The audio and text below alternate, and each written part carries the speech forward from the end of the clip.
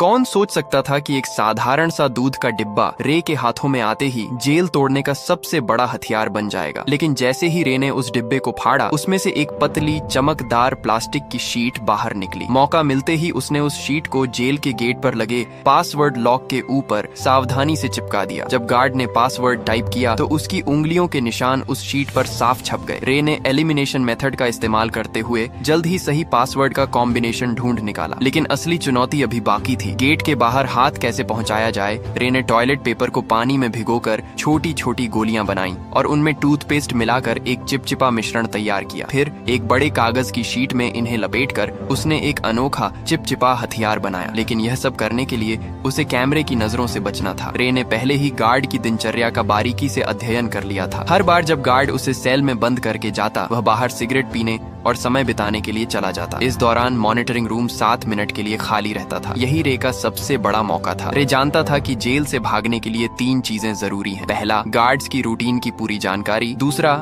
Jail के ढांचे का सटीक अंदाजा। और तीसरा, बाहर किसी भरोसेमंद साथी का होना। रे ने पहले 2 चीजों पर पकड़ बना ली थी। उसने जेल के पास एक कमजोर जगह भी ढूंढ निकाली थी, एक फायर स्टेशन जो जेल की दीवार से सटा हुआ था। रे के पास ब्लैक सेल की लोकेशन का भी पता था। सब कुछ दिमाग में सेट करने के बाद उसने अपने प्लान को अमल में लाना शुरू किया। उसने जानबूझकर एक कैदी पर हमला कर उसे घायल कर दिया। जैसा उसने सोचा था वैसा ही हुआ। गार्ड्स ने उसे सजा के तौर पर ब्लैक सेल में डाल दिया। जब गार्ड खाना देने आया, रे ने चुपके से कागज की गोली छोटी खिड़की के ताले में डाल दी, जिससे वह आसानी से खुल गई। पासवर्ड सिर्फ 4 अंकों का था, जिसे रे ने चुटकियों में क्रैक कर लिया। ब्लैक सेल से निकलते ही उसने मॉनिटरिंग सिस्टम को हैक कर 1 मिनट पुराना फुटेज चला दिया ताकि गार्ड्स को कुछ पता न चले। इसके बाद उसने फायर स्टेशन से जुड़ी वेंटिलेशन पाइपलाइन को खोज निकाला। जब गार्ड सिगरेट पीने में व्यस्त थे, रे उस पाइप के रास्ते रेंगता हुआ बाहर निकल गया। बाहर उसकी साथी पहले से ही तैयार थी। उसने एक छोटी कार में विस्फोट कर दिया, जिससे फायर अलार्म बज उठा। गार्ड्स ने सीसीटीवी फुटेज चेक की,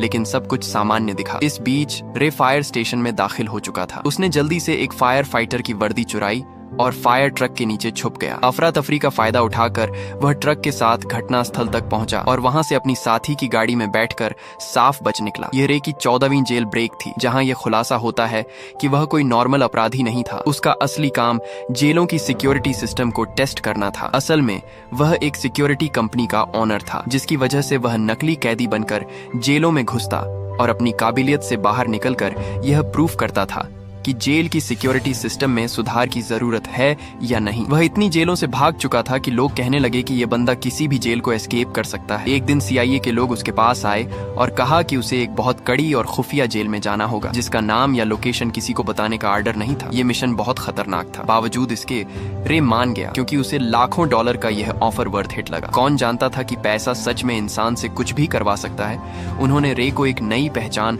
और एक सीक्रेट एग्जिट कोड दिया, जिसका इस्तेमाल वह अगर कुछ गलत हो तो भागने के लिए कर सकता था। जाने से पहले उन्होंने उसके शरीर में एक ट्रैकिंग डिवाइस भी लगाया। जल्दी ही वह दिन आ गया जब उसे जानबूझकर अरेस्ट होना था, लेकिन अचानक कुछ लोगों ने उसे अगवा कर लिया और इलेक्ट्रिक शॉक दे दिया। इससे पहले कि उसे कुछ समझ आता, उन्होंने उसके हाथ से ट्रैकिंग डिवाइस को निकाल दिया और उसे बेहोश कर दिया। जब उसकी आंखें खुलीं तो उसने खुद को एक अजीब सी जेल में पाया, जिसमें हर रूम कांच का बना हुआ था और वहाँ हर जगह कैमरे थे। उसके आसपास सभी कैदियों को भी ऐसे ही 24 घंटे सुपरविजन में रखा गया था। ये जेल पूरी तरह से हवा में लटकी हुई थी, जिससे कोई भी कैदी जमीन खोदकर भागने का सोच भी न सके। यह देखकर रे को तुरंत समझ आ गया कि वह एक बुरी सिचुएशन में फंस चुका है। वहां से जितना जल्दी हो सके निकलने के लिए उसने सीक्रेट कोड बोला, लेकिन जेल का जेलर एक टेढ़े दिमाग का आदमी निकला। उसने बिना कुछ सुने रे को फिर से बंद कर दिया। अब यहाँ ये राज सामने आता है कि जेलर किसी ऐसे आदमी से मिला हुआ था जो रे का दुश्मन था। कुछ देर बाद उसने देखा कि यहाँ के गार्ड्स पूरी तरह से हथियारों से लैस हैं और चेहरे पर काले मास्क लगाकर घूमते हैं, और गार्ड्स की संख्या भी कैदियों से कई ज्यादा थी, जिसकी वजह से उनका जब मन करता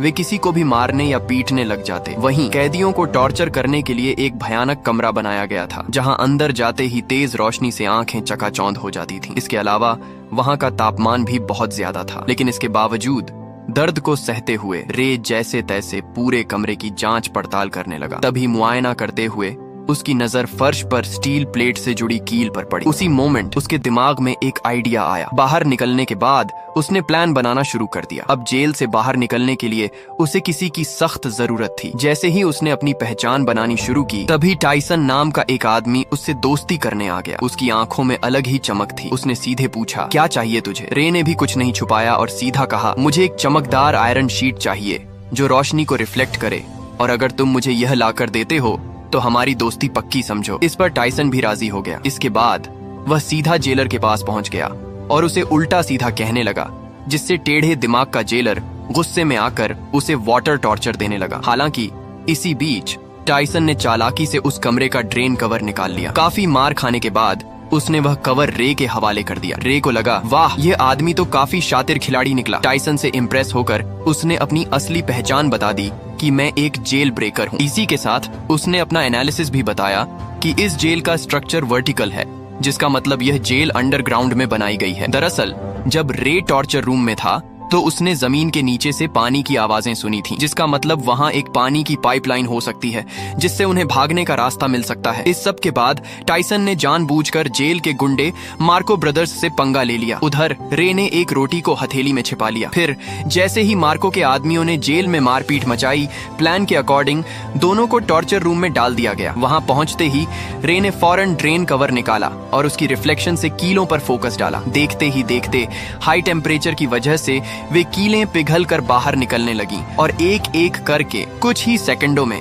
उसने सभी को निकाल लिया। फिर उसने रोटी का टुकड़ा मुंह में डालकर टाइसन को इशारा किया ताकि वह गार्ड का ध्यान अपनी तरफ खींचे। इसके बाद टाइसन ने अपना काम शुरू कर दिया, जिससे जेलर का ध्यान उसकी तरफ चला गया। वहीं रे ने तुरंत गीली रोटी को सीसीटीवी कैमरे पर चिपका दिया ताकि अंदर की फुटेज न दिखे। फिर वह फ्लोर से नीचे उतर गया और पाइपलाइन में चढ़ते हुए आगे बढ़ने लगा, लेकिन बदकिस्मती से रास्ते में गलती से एक तार टूट गया, जिससे पानी बाहर आने लगा। आखिरकार जब वह ऊपर पहुंचा तो उसके पैरों तले जमीन खिसक गई, क्योंकि यह जेल जमीन के नीचे नहीं बल्कि समुद्र के बीचों बीच पानी की एक विशालकाय शिप में थी, जहां से भाग पाना नामुमकिन था। इस बीच पानी लीक होकर जेल के अंदर भरने लगा, जिसकी वजह से टॉर्चर रूम के कैदियों को रिहा कर दिया गया। खुशकिस्मती से रे गार्ड्स की नजरों से छिपकर समय पर वापस आकर बच गया। हालांकि दूसरी ओर एक नई मुसीबत उसका इंतजार कर रही थी। दरअसल जेलर को फर्श पर छोड़ी गई कीलें मिल गईं, जिससे वह समझ गया कि रे ने जेल तोड़ने की कोशिश की है। उसके बाद उसने फौरन एक आदमी को कॉल लगाया, जहां यह राज खुला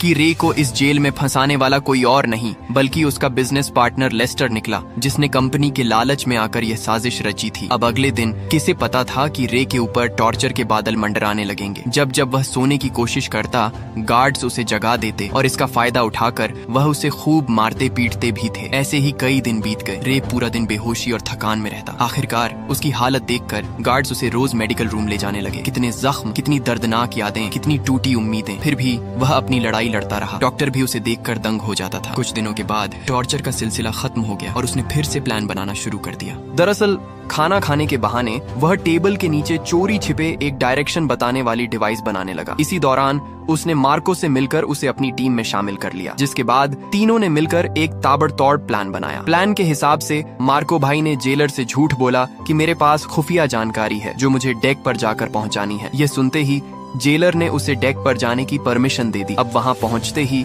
मार्को ने डायरेक्शन डिटेक्टर से मेजर करना शुरू कर दिया, मगर रे के लिए इतना काफी नहीं था। उसने नोटिस किया कि फ्लश करते वक्त पानी घड़ी की उल्टी दिशा में घूम रहा था। अब सारे डाटा को एनालिसिस करने के बाद उसने कंक्लूड किया कि वह अभी नॉर्दर्न हेमिस्फेयर में है। फिर एक नए आए कैदी से पूछने पर पता चला कि अभी नवंबर का महीना चल रहा है। इसके बाद रे ने अपने बॉडी टेम्परेचर को ध्यान में रखकर अनुमान लगाया कि वहां का तापमान जरूर मोरक्को तट के आसपास का होगा। इतनी मशक्कत के बाद आखिरकार अंत में जाकर उन्होंने क्लियर लोकेशन का पता लगा ही लिया। हालांकि लोकेशन पता होने के बावजूद वे वहां से निकलते भी तो कैसे? तभी टाइसन ने कहा कि अगर हम किसी तरह से बाहर मौजूद मेरे आदमियों तक मैसेज भेज सकें तो हमें यहाँ से निकलने से किसी का बाप भी नहीं रोक सकता। उसकी बातें सुनकर रे को लगा कि इस जेल का डॉक्टर शायद उसकी मदद कर सकता है। उसके बाद उन्होंने एक प्लान बनाया जिसके अकॉर्डिंग टाइसन ने जानबूझकर रे पर हमला कर दिया, जिससे वह डॉक्टर के पास जा सके। ऐसे ही कई दिनों तक रे बीमार होने का नाटक करके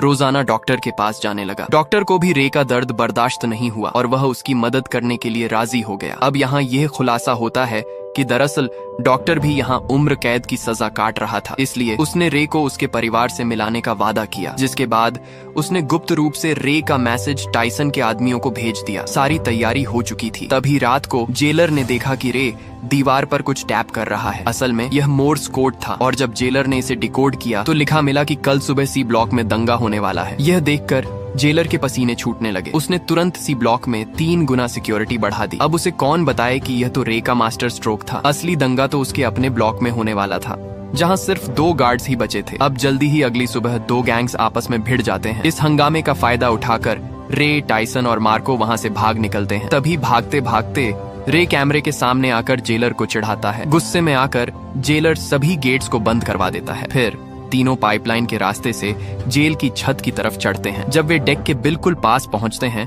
तो उनका रास्ता एक इलेक्ट्रॉनिक गेट से बंद हो जाता है, जिसे खोलने का बस एक ही रास्ता था कि पूरी जेल का पावर ऑफ कर देना। इस जोखिम भरे काम से सबको वापस पकड़ा जा सकता था। वहीं दूसरी तरफ जेलर ने मोशन डिटेक्टर के जरिए उनकी लोकेशन ट्रेस कर ली और फिर सारे गार्ड्स उनके पीछे लग गए। तभी भागने के दौरान मार्को को गोली लग जाती है। वह समझ जाता है कि उसका जिंदा बचना अब मुश्किल है, इसलिए वह अपने साथियों को भागने को कहता है और अकेले गार्ड्स को रोकता है। जैसे तैसे रे नीचे पावर रूम तक पहुंचकर पूरे शिप का पावर ऑफ कर देता है और ऊपर गेट खुलते ही टाइसन तुरंत डेक तक पहुंच जाता है। खुशकिस्मती से वहां हेलीकॉप्टर भी पहुंच चुकी थी, लेकिन टाइसन के मजबूत इरादों की वजह से वह रे को अकेला छोड़कर जाता भी तो कैसे। उसने मशीन गन उठाई और सामने आने वाले गार्ड्स पर गोलियां चलानी शुरू कर दी। वहीं दूसरी तरफ रे छुपकर पानी के एक टैंक में घुस गया, जहां उसे ढूंढ पाना मुश्किल था। यह देखकर जेलर ने तुरंत आदेश दिया कि शिप को दोबारा रिस्टार्ट करो, जिससे जिस पानी के टैंक में रे छुपा था वह अपने आप फ्लश होने लगा, जिससे रे फौरन समुद्र में जा गिरा। रे का दिमाग देखकर जेलर के तो होश ही उड़ गए। वहीं इधर टाइसन ने एक बंदूक उसकी तरफ फेंकी। रे ने तुरंत कैच किया और कुछ गोलियां फायर कर दी, जिससे जेलर के पीछे रखे तेल के ड्रम फट गए। इसी के साथ जेलर की वही मौत हो गई। अब सब कुछ शांत हो गया और वे दोनों अफ्रीकन तट पर पहुंच गए। अचानक सामने से एक गाड़ी आई, जिसमें से एक लड़की उतरी। वह लड़की और कोई नहीं बल्कि जेसिका निकली, जिसने रे को यह मिशन का ऑफर दिया था। तब रे को पूरी बात समझ आई। ये सारा प्लान टाइसन की बेटी का था। दरअसल जेसिका ने अपने पिता को बचाने के लिए उसे जेल में भिजवाया था और रे की चालाकी से उसे बाहर भी निकलवा लिया। आखिरकार रे के चेहरे पर एक प्यारी सी मुस्कान खिल उठी और ऐसे ही संघर्ष और हार न मानने के जज्बे से वे लोग अपने परिवार से वापस मिल सके। यही मुलाकात इस खूबसूरत फिल्म का अंत बन गई। तो दोस्तों, आशा है आपको कड़ी मेहनत और उम्मीद से भरी ये मूवी पसंद आई होगी। अगर पसंद आई है तो प्लीज नीचे आ रही इन वीडियोस को भी जरूर देखें और वीडियो को लाइक करके चैनल को सब्सक्राइब कर लें, जिससे आपको और भी मूवीज देखने मिल सकें।